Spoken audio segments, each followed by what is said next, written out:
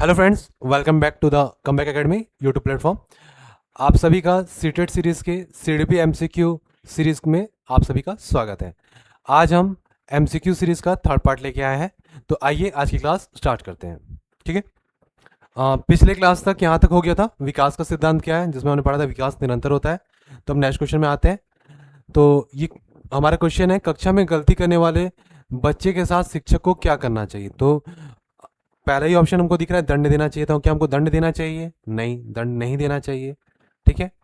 क्या बच्चे का अपमान करने से बच्चा तेजी से सीखेगा? बिल्कुल नहीं, हमें अपमान भी नहीं करना चाहिए। सीखने का अवसर देना चाहिए, बिल्कुल। हर बच्चे को सीखने का और सम्मान का अवसर है, तो हमको उनको सीखने का अवसर देना चाहिए। कक्षा से बाहर भेज देंगे तो बच्चे का अधिगम नहीं हो पाएगा। ठीक है। तो सीडीपी में आप ध्यान देंगे फ्रेंड्स कि जैसे केवल शब्द एक नकारात्मक शब्द है। ठीक है। जो भी बच्चे के पॉइंट ऑफ व्यू से, मतलब चाइल्ड सेंट्रिक आ जाए, है ना, चाइल्ड सेंट्रिक आ गया, आप देखेंगे जैसे केवल शब्द है। ठीक है। जहां भी हमको केवल शब्द दिखेगा तो हम हटा देंगे। ठीक है। 99% केस में हम केवल शब्द को हटा देते हैं। फिर उसके बाद छात्र केंद्रित हो तो ज़्यादा बेटर है ना। फिर उसके बाद शिक्षक अनुदेशन कैसे देगा? तो डिफरेंशियल देगा, अलग अलग अनुदेशन देंगे, है ना, क्योंकि सारे बच्चे क्या होते हैं, अलग अलग, तो अलग अलग अनुदेशन होगा। ठीक है। तो और हम ध्यान देंगे सीडीपी में हर वो चीज जो बच्चे के लिए अच्छा है वो लेते हैं, हम लेते हैं ना, जो भी क्या है बच्चों के लिए बेटर है, बच्चों के लिए बेटर जो भी है। तो यदि आप इन चीजों का ध्यान रखते हैं, है ना, आप लोग उसका स्क्रीनशॉट भी ले सकते हैं। इन चीजों का आप ध्यान देंगे तो आप इजिली 10 से 12 क्वेश्चन सिर्फ इसी 3 से 4 बिंदुओं पे आप ला सकते हैं। ठीक है, इतना आप ध्यान देंगे तो। ठीक है। आइए बढ़ते हैं नेक्स्ट क्वेश्चन की तरफ। मूल्यांकन का मुख्य उद्देश्य क्या है? हम मूल्यांकन क्यों करते हैं? रैंक देना है क्या? नहीं। तुलना करना? नहीं। अधिगम में सुधार करना? बिल्कुल, अधिगम में सुधार करना होता है। ठीक है। फिर उसके बाद हम नेक्स्ट क्वेश्चन की तरफ चलते हैं। सबसे प्रभावी अधिगम वातावरण है। ठीक है। कब कब सबसे प्रभावी होता है हमारा अधिगम? भय युक्त? फियरफुल? नहीं। सहयोगात्मक? हो सकता है। दंडात्मक? बिल्कुल नहीं। प्रतिस्पर्धात्मक? ये भी हो सकता है, बट इसमें क्या होता है कि सहयोग की भावना खत्म हो जाती है, इसलिए हम प्रतिस्पर्धात्मक जो है कॉम्पिटेटिवनेस वाली भावना नहीं रखते। ठीक है। नेक्स्ट क्वेश्चन की तरफ बढ़ते हैं। समावेशी कक्षा में एक शिक्षक को किस तरीके पढ़ाना चाहिए? ठीक है। तो समावेशी कक्षा में हम कैसे पढ़ाएंगे? हम जानते हैं कि समावेशी कक्षा में विभिन्न आवश्यकता वाले बच्चे होते हैं, है ना, जो आर्थिक रूप से, मानसिक रूप से, शारीरिक रूप से भिन्न भिन्न क्षमता वाले होते हैं। तो क्या हम सभी को समान तरीके से पढ़ा सकते हैं? नहीं पढ़ा सकते, है ना। तो सभी को हम समान तरीके से पढ़ा सकते हैं क्या? बिल्कुल नहीं पढ़ा पाएंगे। बच्चों की आवश्यकताओं के अनुसार शिक्षण करना चाहिए, बिल्कुल। यदि एक व्यक्ति विजुअली इम्पेयर्ड है तो मैं उसको व्हाइट बोर्ड पे, ब्लैक बोर्ड पे, ग्रीन बोर्ड पे लिख के नहीं पढ़ा सकता। ठीक है। उनके आवश्यकता के अनुसार यदि उनको ब्रेल लिपि लगता है ना, या उनको ऑडियो एड्स चाहिए तो हम वो प्रोवाइड करेंगे। ठीक है। केवल तेज बच्चे पर ध्यान देंगे तो फिर समावेशी कक्षा का कोई अर्थ ही नहीं रह जाता। ठीक है। और केवल पाठ्यपुस्तक नहीं, पाठ्यपुस्तक पढ़ाने से समावेशी कक्षा उपयुक्त नहीं हो पाती है, हमें अन्य माध्यमों का सहायता लेना पड़ता है। ठीक है। तो आइए बढ़ते हैं नेक्स्ट क्वेश्चन की तरफ। सी टेट में सीडीपी का मुख्य उद्देश्य क्या होता है? विषय ज्ञान? बिल्कुल नहीं। बाल विकास एवं शिक्षा शास्त्र की समझ आवश्यक होती है, सामान्य ज्ञान का भी नहीं और गणित का भी नहीं। ठीक है। सीडीपी का मुख्य उद्देश्य क्या होता है? बाल विकास एवं शिक्षा शास्त्र, है ना। इसका सीडीपी का फुल फॉर्म भी होता है चाइल्ड डेवलपमेंट एंड पेडागोगी। बहुबुद्धि सिद्धांत किसने दिया था? तो ये किसने दिया था? हार्वर्ड गार्डनर ने दिया था, जो कि 8 टाइप्स के होते हैं। ठीक है। लॉ ऑफ इफेक्ट किसने दिया था? देखिए क्वेश्चन बार बार बार बार रिपीट हो रहा है। तो लॉ ऑफ इफेक्ट किसने दिया था? थार्नडेक ने दिया था। किसने दिया था? थार्नडेक ने दिया था। ठीक है। डुई क्या करते थे? क्या कह रहे थे? Learning by doing. Okay, Skinner साहब का आपने देखा ही है ना।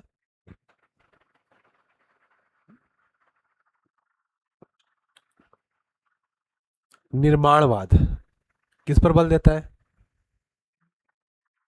रटना नहीं, दंड नहीं, व्याख्यान नहीं, सक्रिय अधिगम, हाँ, सक्रिय अधिगम पे बल देता है। निर्माणवाद क्या कहता है कि बच्चा यदि किसी भी चीज को सीख रहा है तो वो खुद करके सीखेगा, तो इससे क्या होता है, उनका एक्टिव लर्निंग होता है। क्या होता है? एक्टिव लर्निंग होता है। ठीक है, जब आप कोई भी चीज स्वयं से करते हैं तो आपके पास एक्सपीरियंस होता है, जिसके बिहाफ पे आप चीजों का जो ज्ञान है स्थायी रूप से रख पाते हैं।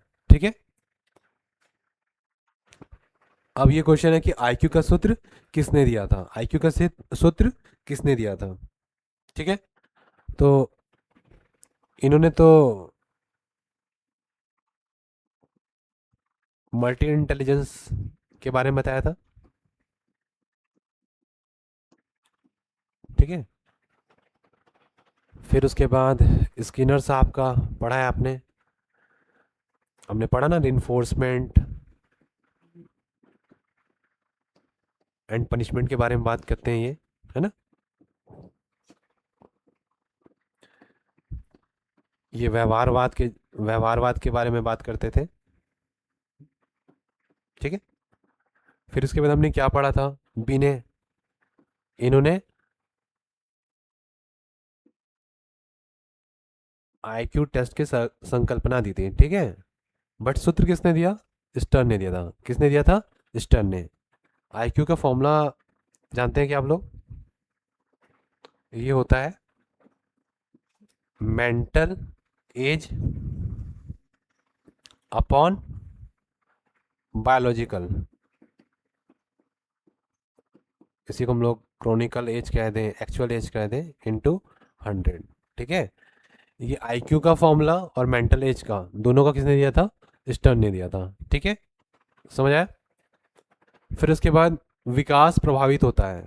ठीक है, तुम्हारा फर्स्ट ऑप्शन ही सही हो जाएगा, वंशानुक्रम और वातावरण दोनों से होता है। ठीक है, विकास जो होता है हेरिडेटरी और एनवायरनमेंट का प्रोडक्ट है। ठीक है, यदि हमको क्वेश्चन में ऐसा कहता है तो ये गलत हो जाएगा, ये सही है। ठीक है, केवल इज अ रॉन्ग वर्ड, है ना, तो ये ऑप्शंस नहीं होंगे।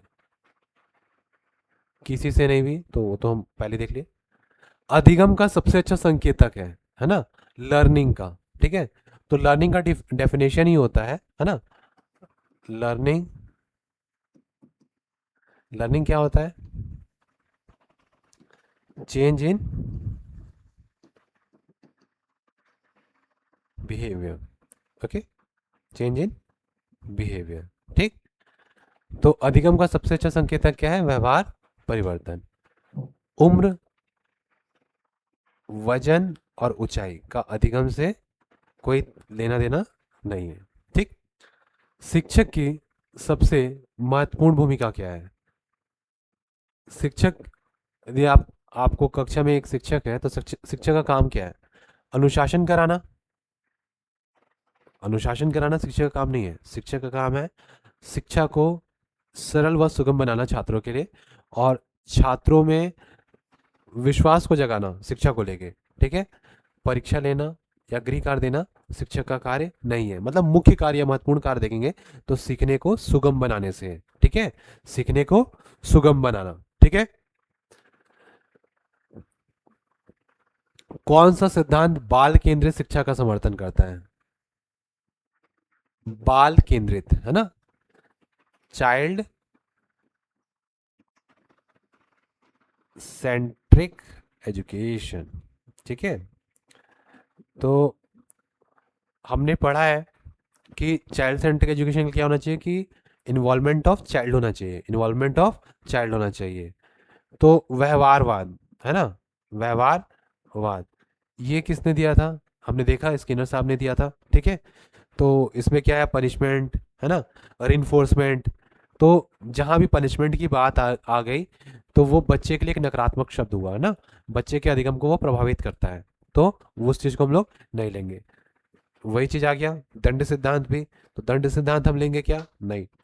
रटने की पद्धति से बच्चा परीक्षा तो पास कर जाएगा, पर उसके अधिगम में कोई सकारात्मक परिवर्तन नहीं आएगा, है ना। तो ये जो रोट लर्निंग है, इट इज अ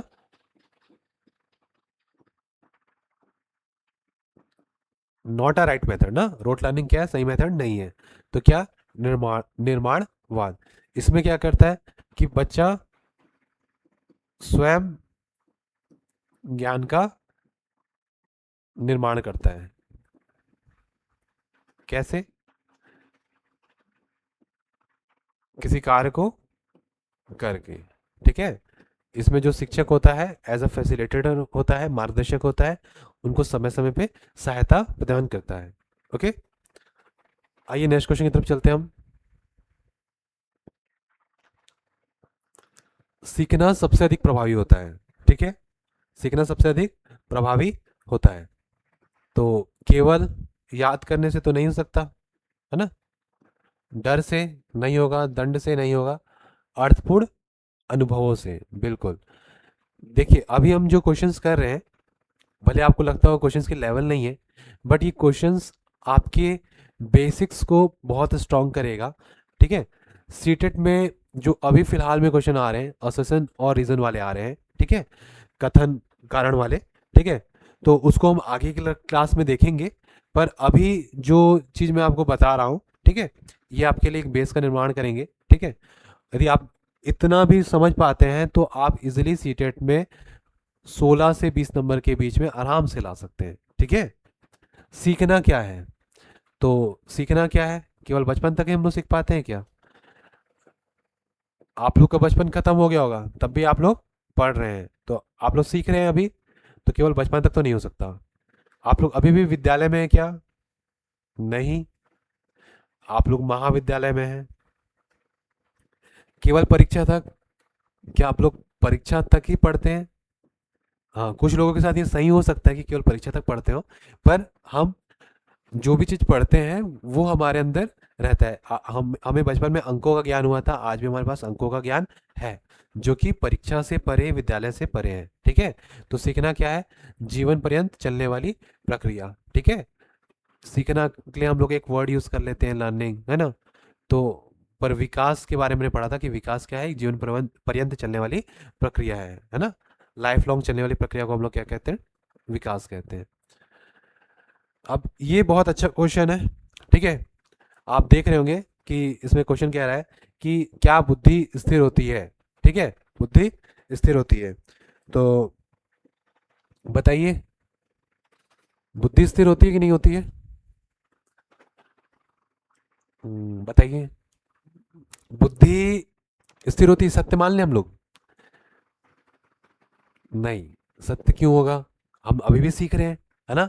हमारा ब्रेन अभी भी फंक्शन है, तो बढ़ रहा है। असत्य, चलो इसको मैं सही मान लेता हूँ, कभी कभी बुद्धि स्थिर होती है, नहीं। हमारा बुद्धि निरंतर विकास कर रहा है ना, तो बुद्धि स्थिर नहीं होता है, और ना ही निश्चित निश्चित नहीं कर सकते, ऐसी वाली बात नहीं है। हमने पढ़ा ना कि विकास जीवन पर्यंत चलने वाली प्रक्रिया है, और ही विकास में हम विभिन्न पक्षों को देखते हैं, है ना। तो उसी प्रकार बुद्धि भी जो है स्थिर नहीं होती है, बुद्धि भी निरंतर परिवर्तित होती रहती है, ठीक।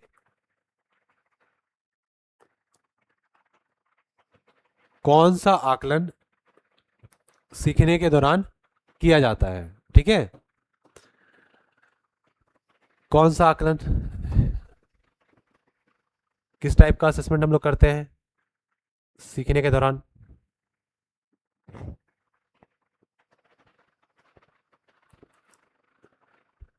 निर्माण निर्माणात्मक, वार्षिक, ठीक है।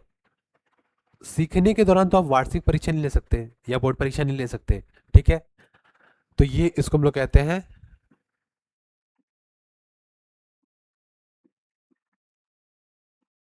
फॉर्मेटिव असेसमेंट, ठीक है, जो सीखने के दौरान लिया जाता है, जिसके लिए हिंदी में प्रयुक्त शब्द है संकलनात्मक, ओके। फिर उसके बाद समावेशी शिक्षा में शिक्षक को शिक्षक की क्या भूमिका होती है, ठीक है। विविध रणनीतियां अपनानी चाहिए, बिल्कुल हो सकता है। केवल व्याख्यान देना चाहिए, नहीं। यदि केवल वो व्याख्यान देंगे तो समावेशी शिक्षा है समावेशी शिक्षा हमको देना है, ठीक है। तो वहाँ पे विभिन्न आवश्यकताएं वाले बच्चे होते हैं, तो वहाँ पे एक व्याख्यान देने से काम नहीं चलेगा। कमजोर बच्चों को आप अलग बैठाएंगे तो ये समावेशी शिक्षा पृथक्करण पर विश्वास नहीं रखता है, वो सबको साथ लेने की बात करता है, ठीक है। केवल परीक्षा पर ध्यान देना चाहिए, ये भी गलत है। क्या सही होगा? विविध रणनीतियां अपनानी चाहिए, ठीक है।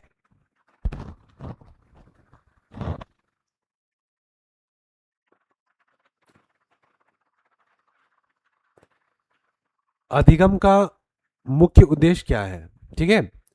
तो अधिगम का मुख्य उद्देश्य क्या होता है? अंक प्राप्त करना होता है क्या? नहीं। परीक्षा पास करना? नहीं। प्रमाण पत्र लेना? नहीं। तो क्या होता है अधिगम का मुख्य उद्देश्य? व्यवहार में सकारात्मक परिवर्तन, है ना। पॉजिटिव चेंज इन बिहेवियर, ठीक है। अधिगम का मुख्य उद्देश्य क्या होता है? Positive change in behaviour, okay. चलिए आगे बढ़ते हैं। पियाजे के अनुसार औपचारिक संक्रियात्मक अवस्था कब शुरू होती है, ठीक है। औपचारिक तो वही हो गया आपका 0 से 2, 2 से 7, 7 से 11, SPCF, 11 से 15। तो ये क्या बोल रहा है? औपचारिक, ठीक है। फॉर्मल, ठीक। तो लगभग 11 वर्ष इसका सही आंसर आएगा, ठीक है। समझ आ रहा है? नेक्स्ट क्वेश्चन की तरफ बढ़ते हैं हम।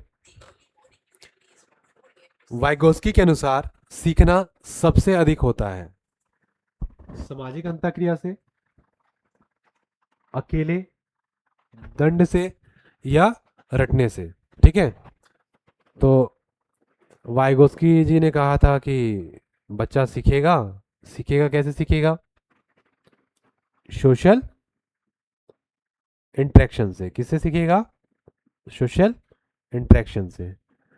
तो जब समाज में वो अंतःक्रिया करता है तो भाषा का उसको ज्ञान होता है, ठीक है। पहले लैंग्वेज, भाषा से उसका विकास होता है, ठीक है। L to D, language to development, ठीक। तो सामाजिक अंतःक्रिया से करता है, अकेले नहीं करता है, ना ही दंड से और ना ही रटने से, ठीक।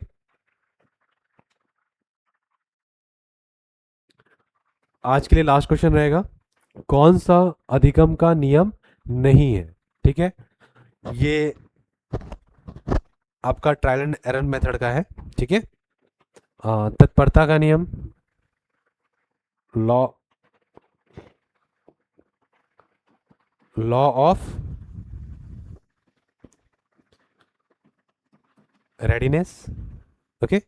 अभ्यास का नियम, लॉ ऑफ प्रैक्टिस। प्रभाव का नियम, लॉ ऑफ इफेक्ट। और ये आ गया वंशानुक्रम, मतलब तो हेरिडिटी के बारे में हमने बात किया था क्या? नहीं, ठीक है। तो कौन सा अधिगम का नियम नहीं है? तो वंशानुक्रम नहीं है, तो हमको नहीं जानना था ना। तो कभी कभी आप लोग इस चीज का ध्यान देंगे कि